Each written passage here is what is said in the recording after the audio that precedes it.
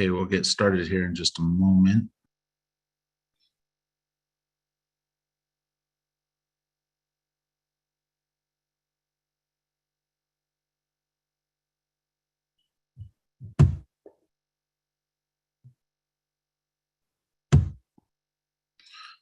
Okay, it is 6 p.m. and I'd like to call to order the Planning Commission for City of Indio meeting for March 9th.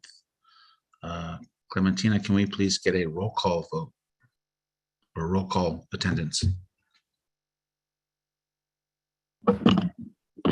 Yes. Chairperson Isiano? Yes, present. Vice Chairperson Christian Ceja?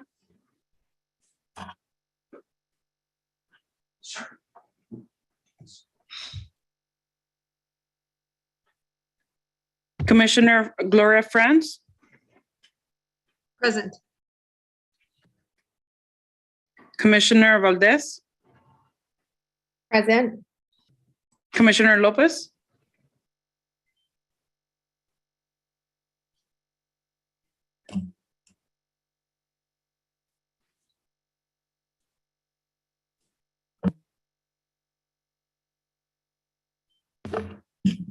So Chair, since the commission is virtual, we do have the flag here.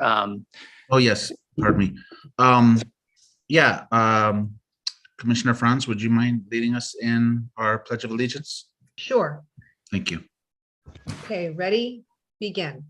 I pledge allegiance to the flag of the United States of America and to the republic for which it stands, one nation, under God, indivisible, with liberty and justice for all. Thank you so much.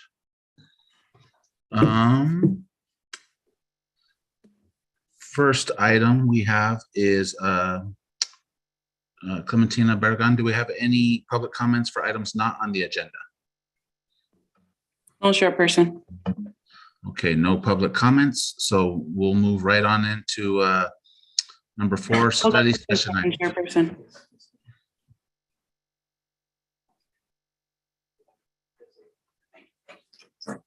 Chair, we do have a gentleman here that is for the study session. So at the appropriate time, you may want to, when we enter into that item, you may want to solicit his comments along with any others, virtual or in person. Okay, certainly. Perhaps we'll go ahead and do the presentation or have the discussion, and then I'll open it up for any public comments.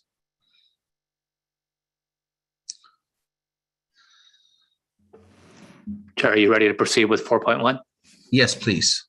Okay, Go ahead and open up the study session remarks. for 4.1. Okay, and I'm going to turn it over to our consultants after that.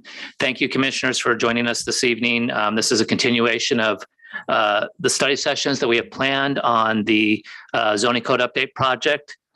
You previously had a study session on the draft sign code. This evening, we are going to be talking to you about proposed amendments to the general plan text, general plan map, and also the city zoning map. So this evening we have Simran and Alessandra with Ramey Plus Associates, and they are a consultant for this project. They've been doing an amazing job helping us move this along, putting up with me and all my questions and changes and things like that.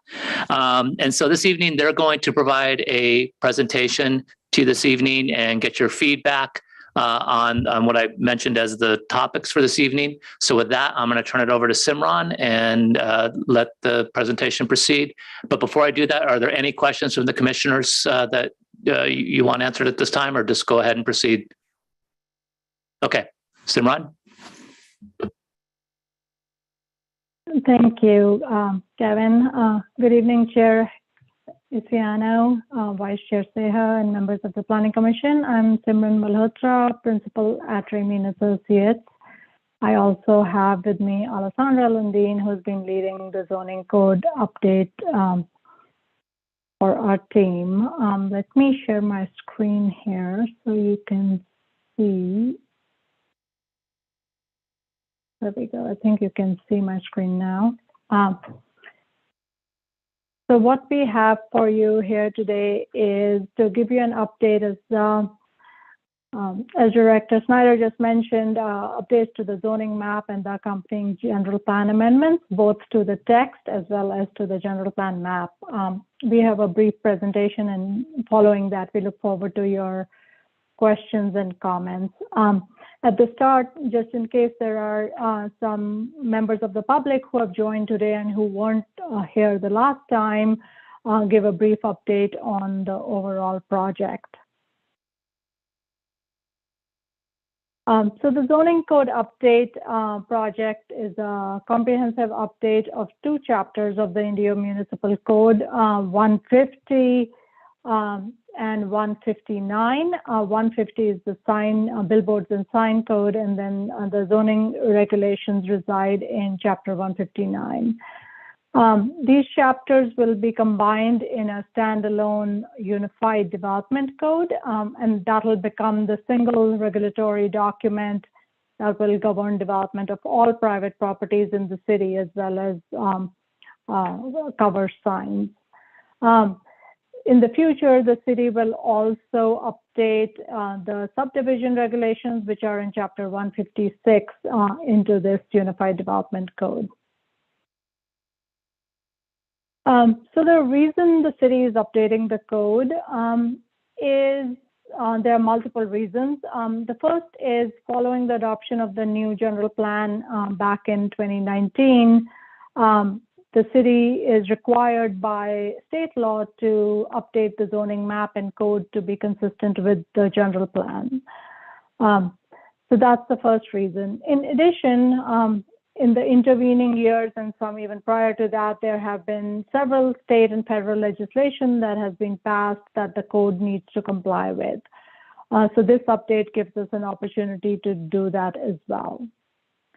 And then, as I mentioned the last time, the code has not been comprehensively updated in several decades, and that has led to some inconsistencies within it. And it has reduced the ease of use for both planning staff and for project applicants. So this, again, gives us an opportunity to address that issue.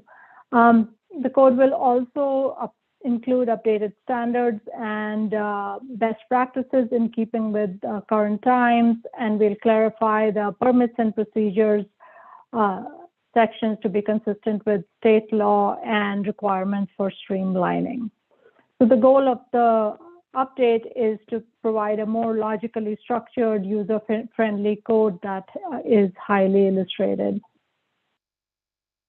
Over the next couple of months, we'll be presenting portions of the draft code to get your feedback, and I'll outline the schedule for future meetings later on in the presentation. The goal is to be in front of City Council in early summer for adoption. In terms of getting public input, the city has sent a mailer to every resident and business in the city, informing them about this project and of this opportunity to provide feedback at these workshops with you, the Planning Commission. There is a project website as well. It's actually a part of the city website. There's a page dedicated to this, to the zoning code update, and that has information about the project and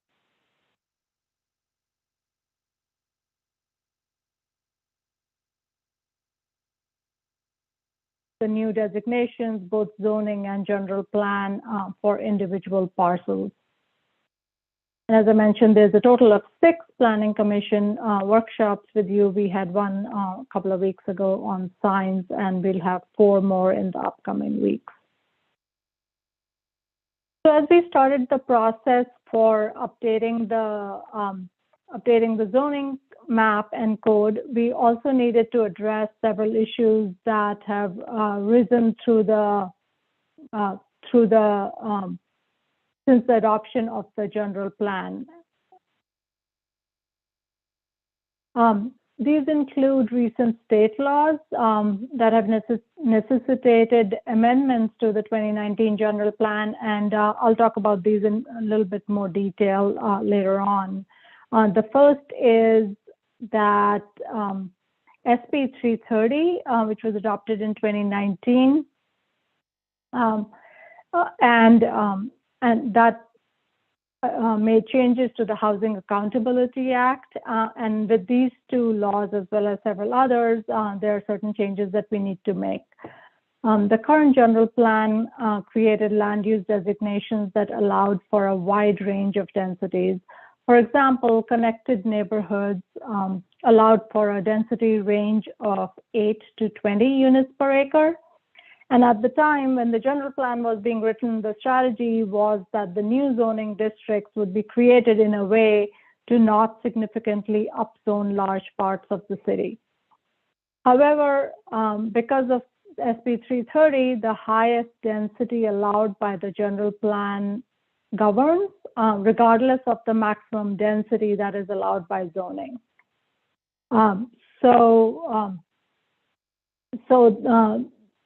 We wanted to make sure that in some cases or in portions of the city, as I'll describe with the maps later on, we didn't want to upzone or that wasn't the intent of the general plan to upzone large portions of the city, while the upzoning would be more focused in strategic areas in keeping with the general plan vision.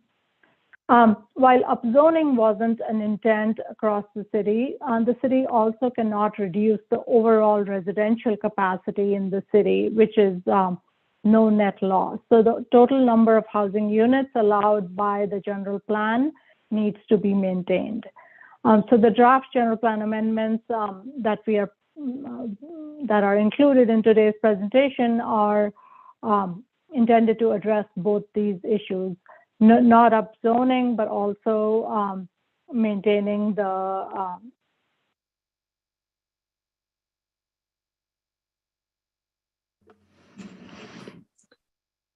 I believe you're cutting out unless others are hearing the audio as well. No, Simran, can you are, we're not hearing you. Are you still with us? Alessandra, are you there? I'm here, yes. Simran, I think you just cut out a little bit. Okay, until she returns, do you want to continue with the presentation, Alessandra? Sure. Let's see. Oh, Simran is also driving the PowerPoint, so I might have to.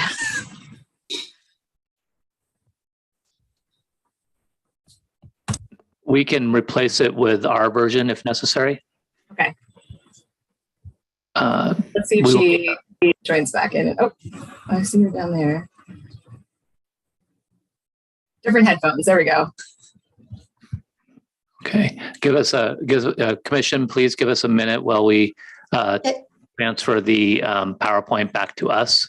Sorry, can you hear me now? Yes. Sorry, I'm not quite sure what happened. This has never happened before. I apologize. I can continue if you. So Simran, when we were transferring the PowerPoint to us so that Alessandra could take over for you, do you want to share your screen? Yes. Okay, thank you.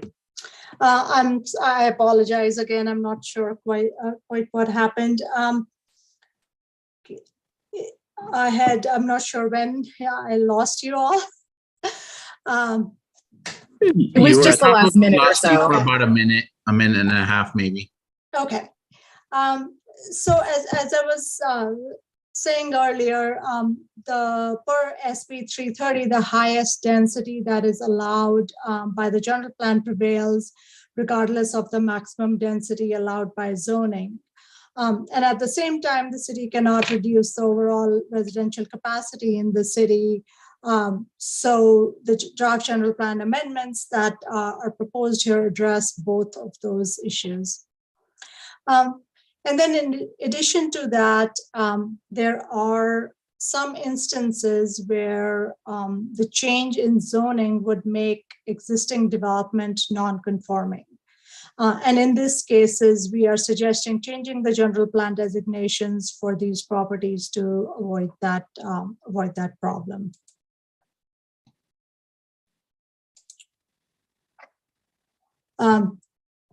So in a little bit more detail, what we are suggesting is breaking up the suburban neighborhood and connected neighborhood designations, two of the designations in the general plan, into two a low and a high for each one.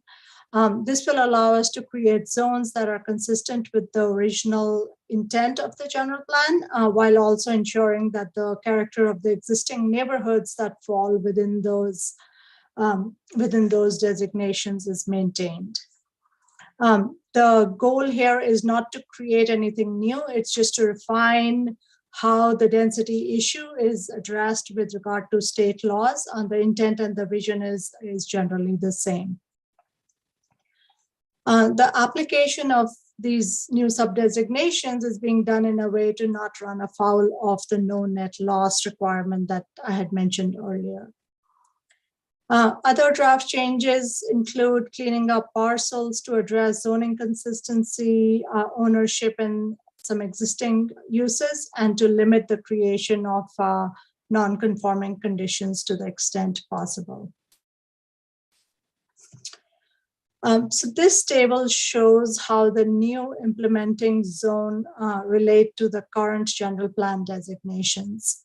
In general, for residential and mixed-use designations, there's a one-to-one connection between general plan and zoning. So this table shows also shows which existing zones fall under the new zones and how the current allowed densities relate to the new or proposed allowed densities. And I'll walk you through one example here. The suburban neighborhood low designation is implemented by the SN4 zoning district. So that's a suburban neighborhood low relates to SN4. And this allows densities of up to 4 units per acre. The existing zoning for properties within SN4 include country estate transitions, equestrian estates, RLCI, and parts of RL or residential low. These current zones have densities ranging from 2 to 4 units to the acre. And this approach then allows us to maintain the intent of the general plan and the current character of these single-family neighborhoods at about ranging between 0 and 4 units to the acre. So those are generally consistent. As we move to the mixed-use designations, which were the first time the city saw a mixed use in the city, the new zoning districts that line up for these mixed use designations provide opportunities for new development with higher allowed densities than what's there today. So the properties that fall within these mixed use zones are being significantly upzoned as intended by the general plan vision that was adopted in 2019. So as an example here, CN High or Connected Neighborhood High, which allows densities of up to 20 units to the acre, correlates to a range of residential districts, including RH, NC, RC, RM, etc., which had a density range between 6 and 12 units. So those properties are now allow higher densities of up to 20 units to the acre. This next slide shows the non-residential general plan designations and the implementing zones. The workplace employment district has 2 zones that implemented, one for light industrial type uses and one for heavy industrial uses. The intent here was to ensure that the impacts of the heavy industrial uses don't impact surrounding or existing and future residential neighborhoods. The regional commercial and the resource recovery, those are a one-to-one correlation and are intended to maintain essentially the character that's already there. In terms of parks and open space and public institution, the zones that implement those designations are address, make one change. Parks that were previously within, in zoning, parks that were previously within private development had a residential or whatever the surrounding use was, the zoning for those. The general plan had identified each of those properties as open space. So this is a cleanup item in the mapping that we are doing here to ensure that the properties which had a parks or open space designation also has the same zoning for open space and parks. And then the festival district with the major music festival overlay remains unchanged. And then the resource management and open space overlay is unchanged as well. Now, the next few slides show how show the draft updated general plan map. It's a little hard to see on your screen, but copies of these were included in your packet, and a more detailed close-up look is available on the online interactive map that I had mentioned. So I won't spend much time on this. This is the overall revised draft general plan map with a focus on the north portion of the city here and the south here.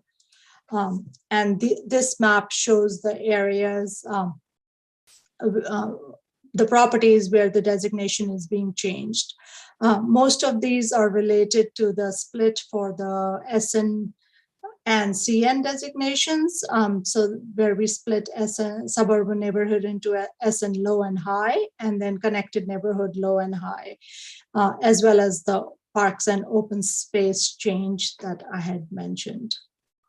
And with that, I will ask Alessandra to walk us through the zoning maps.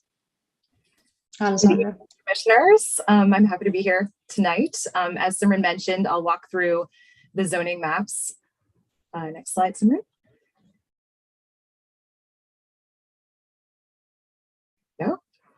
So as you see here, this is the draft overall citywide zoning map. And again, as Simran discussed earlier, I'll walk through kind of the high level groupings of zones on the following slide, but there's now more of a one-to-one correlation between the general plan designations and the corresponding zones. Next slide, Simran. Before we move on to that slide, off of that slide, the commission may note that there's a lot of purple. If we can go back to that previous slide.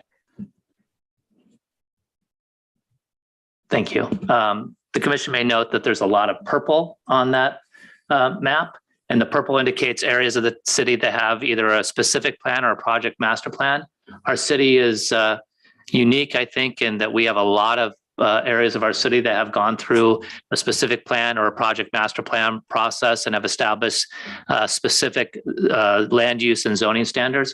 So the point, and me asking to piping up for a second here, is to point out that those areas will remain specific plan and project master plan. They will not be changed by this zoning map if properties that are covered by a specific plan or a project master plan want to come out of that specific plan or project master plan. They would actually have to go through a process with the commission and ultimately the council to establish zoning for new zoning for the affected properties. So I just want to point that out. Those properties will not have a base zoning designation. They will operate under the adopted specific plan and or project master plan. And in the future, if those properties do not want to be covered by them, as I said, they will have to go through an amendatory process to establish zoning. So I just wanted to point that out because there's a lot of purple up there. That's right. Yes. Thank you, Kevin. And I also have a slide further down in the slide in the PowerPoint that kind of shows you all of the specific plan areas, and it covers probably about a third of the city. So you can see that on one of the following maps. So here we have a map of just the residential zones. So again, you see we now have 2 desert estates designations and zones, as well as 2 suburban neighborhoods general plan designations and corresponding zones that cover a large portion of the city. as well as some mobile home parks, of course, existing mobile home parks. Next slide, Simran. Next, we have the mixed use zone. So this would be connected neighborhoods, low and high. So connected neighborhoods 14 up to 14 dwelling units per acre, and connected neighborhoods high, which is up to 20 dwelling units per acre. Oh, there we go. Thanks, Simran. And here's a little bit more of a close-up. So you see that the mixed use zones are kind of clustered more in the central areas of the city, on smaller parcels, where you have existing multifamily residential, and again, kind of a mix of uses. Midtown follows within this, and mixed use neighborhood, as well as some kind of key neighborhood centers at key intersections in the city. And then downtown is another mixed use zone in the city, but I will cover that on a following slide because it's governed by a specific plan. Next slide. So the non-residential zones, again, as Simran mentioned, are the regional commercial, light industrial, and heavy industrial. And of course, these are clustered around your transportation corridors, the 10, for instance, and Avenue 42. Next slide. Oh, there we go. And here's a little bit of a close-up of that.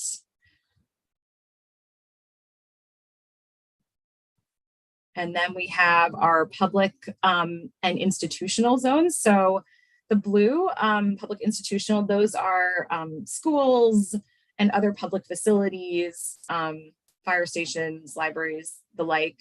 And then we of course have our, parks and open space, as Simran was mentioning, as well as the very small resource recovery in the northwest portion of the city. Next slide. And then as Kevin was mentioning, quite a large part of the city is covered by existing specific plans, or governed, I should say, by existing specific plans and project master plans. So again, those will stay as they are. And you can see it's probably about a third of the city. And then the dark purple is the downtown specific plan zone. Yep, there we go, close up.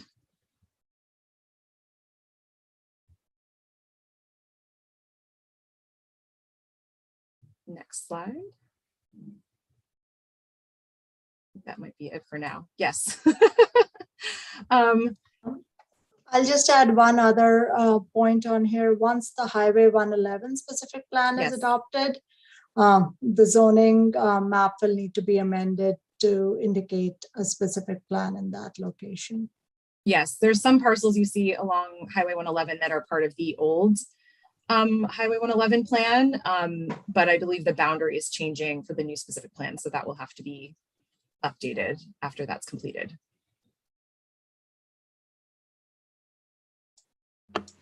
Okay, so thank you, Simran and Alessandra. Commission, this is now the time for an opportunity for you to ask questions of the team and or make any comments you might. This is a study session format, so it's a fairly informal setting. And so, Chair, I'll leave it to your discretion as to how you want to facilitate that.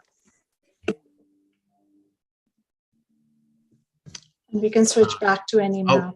That's I'll fine. go ahead and ask my commissioners first, Gloria or SB, if anyone has any comments or questions for staff or for our presenters. I do have a quick question in regards to the zoning. Will we be given a list with all the different zonings, the maps and the definite what each zoning permits?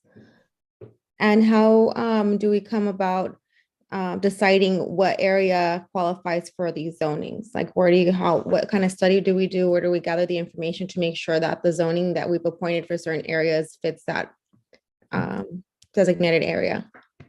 So, Commissioner, I'll answer initially, and then either Simran or Alessandra can certainly join in answering questions. So the decision for zoning is somewhat already made by the general plan designation. So that the city went through an extensive process, almost 5 years of determining the long-term vision for the city, the 20+ year vision for the city. And so the general plan has already defined the different land uses throughout the city. So the zoning designations and the maps that you were shown are intended to implement that. So the studies that you referred to were already done as part of the general plan update. Now we are having to make some amendments to the general plan, as Simran pointed out, to address some changes in state law and some inconsistencies. But by and large, that work was already done through the general plan process. Simran or Alessandra, do you want to add?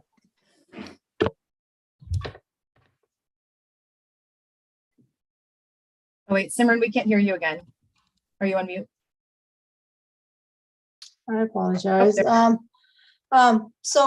No, that answer covers the rationale for how the zoning map was developed.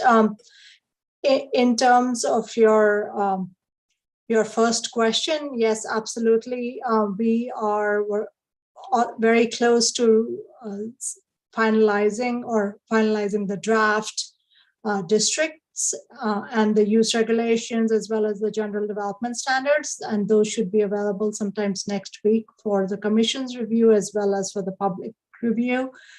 In our upcoming meetings, we'll present the contents of those chapters to you, and there'll be an opportunity for you to provide us your feedback at that point. And will we be getting like the zoning codes color coded along with the maps, just how you showed us? Because I think that's helpful to determine what areas are zoned for what. We'll be getting that.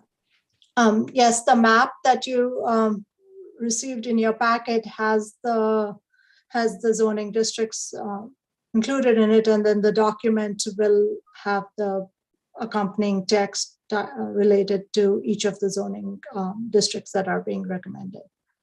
Okay. And Commissioner and the rest of the commission, just as a reminder, the March 23rd meeting and the March 30th special meeting, those are going to be dedicated to 2 articles of the proposed what we're calling Unified Development Code. And that's going to get into kind of the meaty areas of land uses and development standards that would go along with the maps that Simran and Alessandra presented this evening.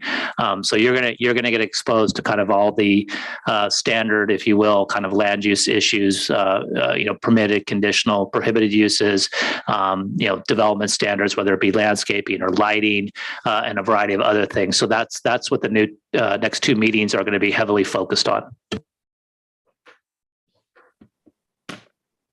Thank you. Okay, Commissioner Franz, any thoughts or questions? Yeah. Can you guys bring up the connected neighborhoods map? The one that I guess was more orangey in color? Simran, can Yes, you? I'm Perfect. switching to that. We should bring up the general plan or the zoning. Yeah. The zoning. Yeah, I think the This zoning. shows- So Yeah, this that- shows the mixed use zones, Right. including the connected neighborhoods. So if I remember correctly, and maybe I'm wrong, when we did the general plan, I thought the connected had a lower density. So are we increasing these densities specifically because of new state law? Or is that just something that, am I not remembering this correctly? I thought they were maybe 6 to 12 Commissioner, and 3 to 5. Yeah, the connected neighborhood actually does have a higher density. It was in the general plan, it shows up to 20 dwelling units to the acre. The suburban Okay. neighborhood is up to 8 dwelling units per acre, so that you may be perhaps Maybe I'm mixing mixing them the in your 2 mind. up. Okay.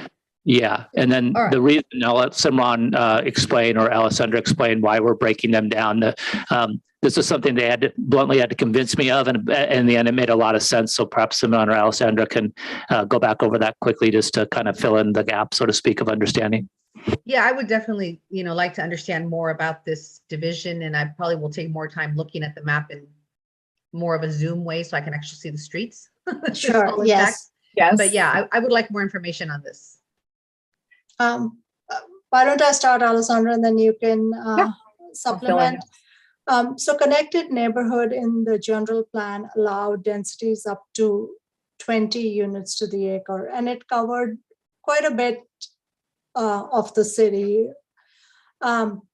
The new state laws that have been adopted since the general plan was adopted says it doesn't matter what your zoning is, you must allow the highest density allowed by your general plan for all parcels that have that general plan designation. So that would mean that every property which had a connected neighborhood designation could go up to 20 units to the acre. And that wasn't really what the intent of the general plan was when it was written, because that state law didn't exist at the time. So the approach we took, and we had a lot of discussions on this, was to break up the designation into two, and one going up to 14 units to the acre, and then the second one going from 14 to 20 units to the acre, to and then apply that designation based on the existing conditions on the ground. The thing I would add to that is when Simran and Alessandra and I were having the discussions, they correctly pointed out that our urban pattern is not such that every location in the city, every property that has this connected neighborhood designation could reasonably achieve 20 dwelling units to the acre in terms of market conditions primarily. So the idea of breaking them up in two is also to be respectful to kind of the various market forces that are in play in our city, and to provide flexibility for development densities under these two different designations. So some areas that may be more appropriate for higher density development will get the CN 20 designation, and then those that may not be as appropriate based on location or access to services would get the CN 14. So I think it was a good compromise in recognizing that asking, the city did make a purposeful commitment to more density and land use intensity with the adoption of the general plan in September 2019. But I think this also, this effort or this idea of breaking this, both the connected neighborhood zoning district and the suburban neighborhood zoning district, is a good recognition of flexibility and realistic market forces at play in our city.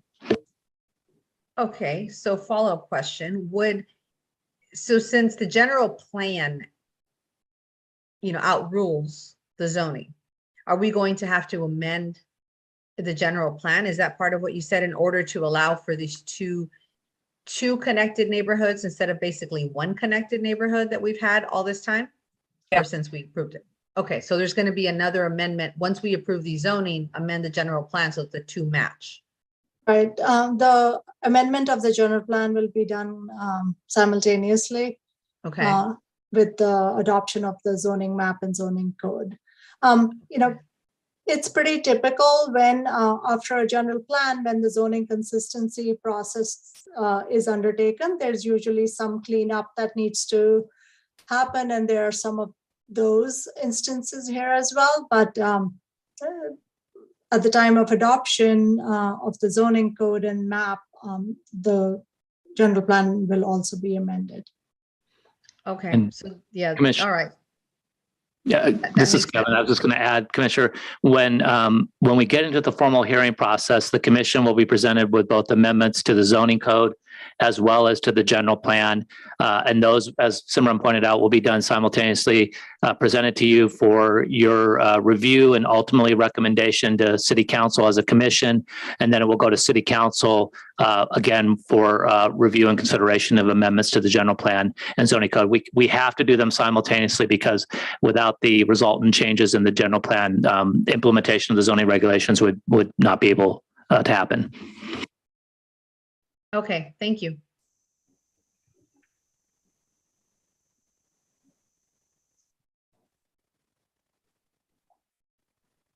Okay, I don't have any specific questions at this point. I'm sure I will once we have our next couple meetings on the 23rd and the 30th. That'll kind of dive into these connected neighborhoods and everything a little bit more specifically. At this point, Kevin, would be appropriate to check on our public comments if we have any email comments or any guests that would like to speak. We do have an individual in the audience who is here, so I'm going to ask him to step to the podium, please. Thank you.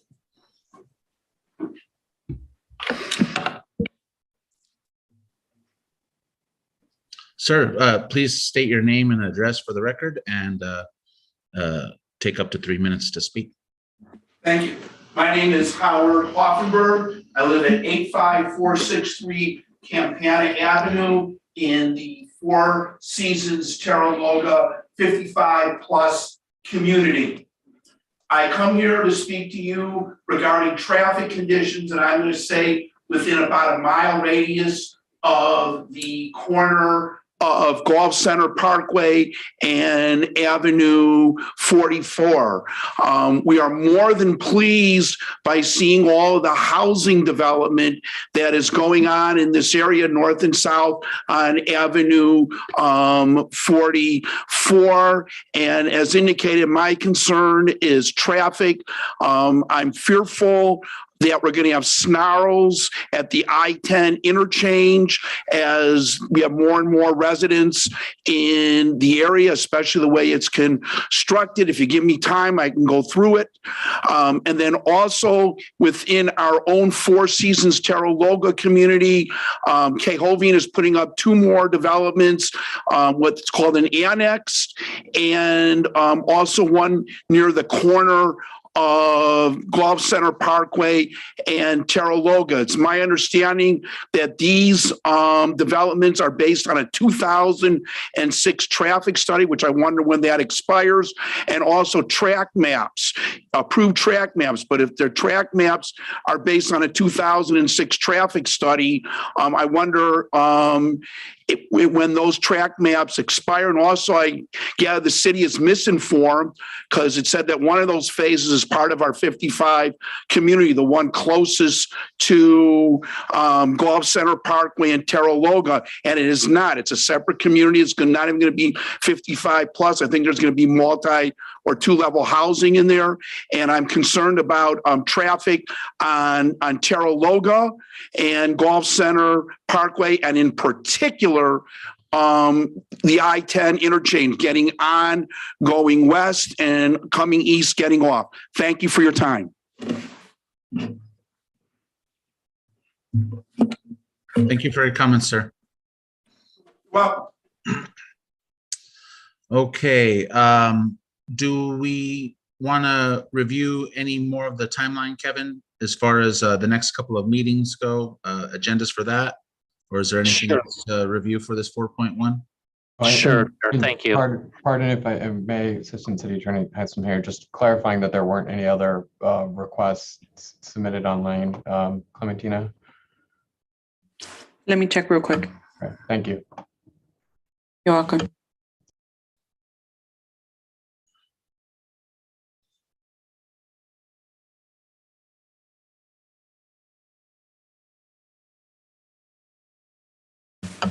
No comments at this time.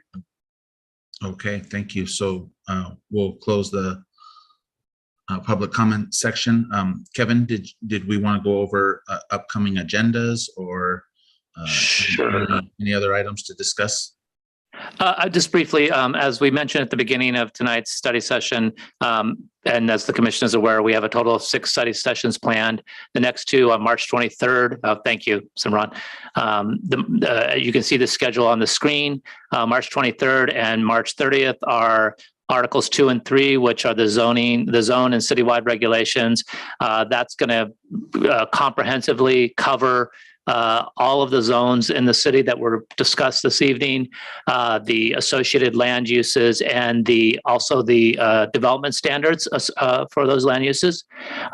We expect that we plan 2 meetings because it's a fair amount to cover, and we expect that this is where the commission will want to focus a lot of your attention And then on the April 13th meeting, we are going to get into special uses. That's temporary use permits and other things like that, and other special considerations. And then finally, permits and procedures. This is where we'll be talking to you about the various review procedures, and we're proposing fairly significant updates to that. And again, I want to remind, this is, you'll see at the bottom, it says final Unified Development Code. We are bringing to you, you'll see elements of it, but when it's comprehensively put together, this will be a brand new format for the city. It will deviate substantially, if not fully, from what you are used to in terms of the code and being into the zoning code being part of the city's municipal code. This will be in more of a handbook style. It will be graphic, have graphics and pictures to help guide users to understand what is either required or expected.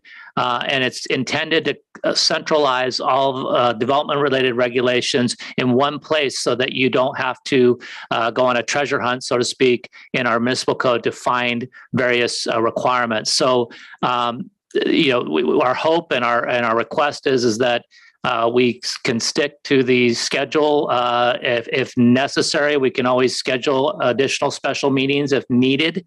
But hopefully the two upcoming meetings, we'll be able to get through that because that's probably the most meaty part of the study sessions. As a reminder, we're hoping to begin commission hearings in May and ultimately get through to the city council, hopefully in July, and then wrap up with the project in August. We have been working on this project for almost 2 years, and there's a lot of interest and desire to finish this so that the market kind of knows what they're doing, because we're vacillating between the old zoning regulations, which do not implement the general plan, and there's growing frustration with that in the marketplace because folks don't know exactly what they're supposed to do long term. So you will hear me advocate for your continued review, efficient review, but at the same time, we want to make sure that the commission gets all your questions answered. And with that, I think Commissioner Franz may have a question. I saw her hand up. I always have a question. Thank you. Just real quick. I know that the city can provide us printed materials, even though we do mostly, digital, of course, it's green. How large of a map could we get? I mean, to me, those maps are going to be extremely important to really be able to see everything. And even being able to zoom online is not the same as having, is there like a certain size that the city could provide us with a couple of these maps in printed format so that we could take them home and really study them before the next meeting? Yes, we have the capacity to print them here. We have oversized printers at the city. So I can print you out, I think at the highest I can go is like 36 by 48. So pretty large. I don't probably need it quite that big, but. Yeah. So if the chair and the rest of the commission, Commissioner Valdez, and obviously the other commissioners are here, but we are working on getting you the printed general plan and downtown specific plan. We're sending those out for printing because there's a lot of pages. So what we can do is once we get those back, we can package those up along with the zoning map and the general plan map that we're presenting to you this evening, oversized as I discussed, and we can get that to you so that you have a chance to look at it. We'll try to do that before the next meeting, assuming that the printer gets them to us in a reasonable time, which they're pretty fast. So I don't expect it'll be a problem. Okay, at least for me, I would really appreciate having a hard copy. Likewise. And I'll just mention quickly that the online version, you can actually click on parcels and see the existing zone, the new zone, the draft zone, etc. Yeah, and I had planned to do that, but if I had some place to like mark something, so I'm not looking at the maps during the meetings, that would be great instead of trying to remember what little color box meant what. Yep. Okay, thank you. So that's a really good point Alessandra made. And certainly we encourage the planning commission, you can kind of play around, if you will, with that interactive map. If you have any of individuals that you communicate with that are interested in this, you can certainly direct them to that. It's on the city website. It's hosted externally, so they'll go to an external location. And it's very robust interactive map. So I think it's a good exercise that I would encourage all the commissioners to do individually. And then certainly we'll supplement that with the hard copy maps as well.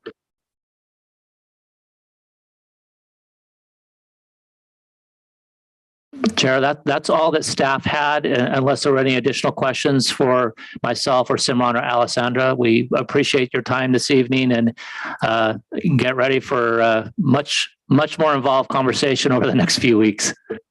Yeah, if I don't have any other commissioner comments, I'd just like to thank staff and Simran and Alessandra for the preview of what we can look forward to learning more about on the 23rd and the 30th. And hopefully we can follow that timeline, and get this all wrapped up by end of summer.